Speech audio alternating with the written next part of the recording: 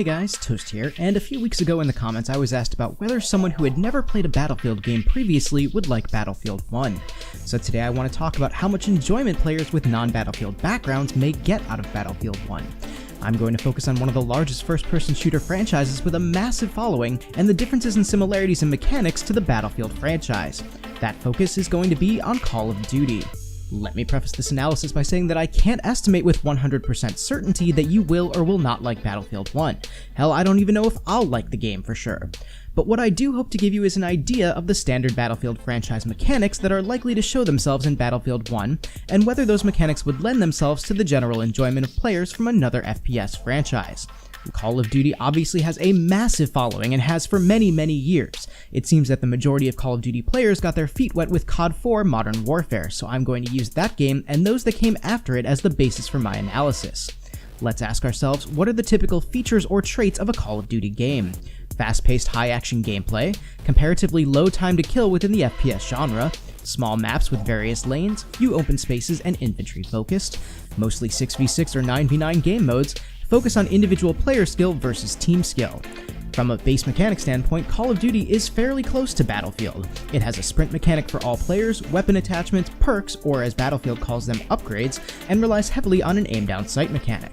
In terms of pace, Call of Duty players may find Battlefield games to be a bit slow at times given that most Call of Duty games have you right in the action for the majority of the game.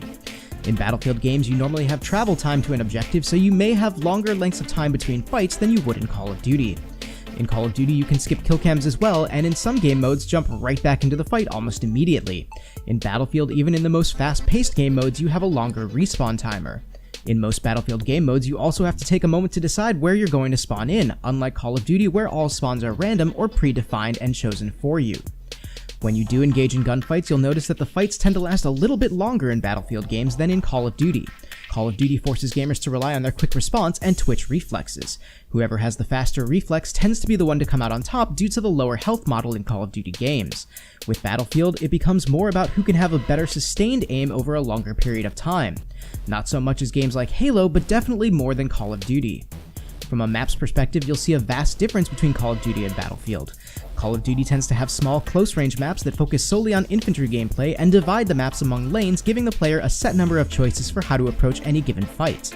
This works great for their style of gameplay as they offer infantry-only game modes and promote a sense of constant action. Battlefield, however, focuses on massive grand-scale maps as their maps are designed from the ground up to accommodate vehicles. The vastness of the maps becomes a necessity as games would be unplayable with vehicles in maps as small as Call of Duty. You will also notice that the maps are designed to create a wide variety of ways to approach a fight, whether that be multiple horizontal exposure points or various vertical levels of exposure. Combine that with Battlefield's destruction engine that allows many walls and doors to be blown out, and you end up with a large variety of tactical options within each map. When it comes to game modes, both franchises offer a wide variety of competitive and more party-oriented game modes. Where this is distinctly set apart within the two franchises, however, is the player count of both game modes. In Call of Duty, the game modes generally allow for 6 to 9 player teams for a total of 12 to 18 players per game. In Battlefield, you'll still find smaller game modes like Team Deathmatch, which allow for 12v12, or Domination, which is also 12v12. However, you also have the much larger flagship game modes like Rush, which is generally 16 vs 16, or Conquest, which is generally 32 vs 32 for a total of 64 players on the map. This means that you're more likely to find yourself being attacked from multiple sources consecutively in a Battlefield game, where in Call of Duty you'll usually find yourself in a 1v1 or maybe a 1v2 situation for most fights. Finally, you have the skill focus of the game. Call of Duty promotes an individual skill style where the performance of your team can be significantly altered by the skill of just one person. Now that isn't to say that teamwork and communication don't play a role in Call of Duty games, of course they do, but if you have only one player who's doing amazing, that can be enough to turn the tides of the game. Also, one person can do extremely well without the cooperation of his or her teammates. In Battlefield, the skill style focuses more heavily on team coordination than individual performance. You're unlikely to be able to take an objective by yourself in larger game modes, and you'll frequently find yourself in situations where you'll need the backup from teammates. If you have one team coordinating and one team not, you'll find the coordinating team automatically at an advantage in Battlefield. You also have the squad mechanic in Battlefield, which isn't present in Call of Duty. If coordinating your classes within your squad, you can set yourself up for a more successful venture. Are you playing an infantry-heavy map? Stack up on medics and support. Are you playing an open and vehicle-heavy map or game mode? Then make sure to have an engineer or two for those vehicles and perhaps a recon to take care of the long-range targets.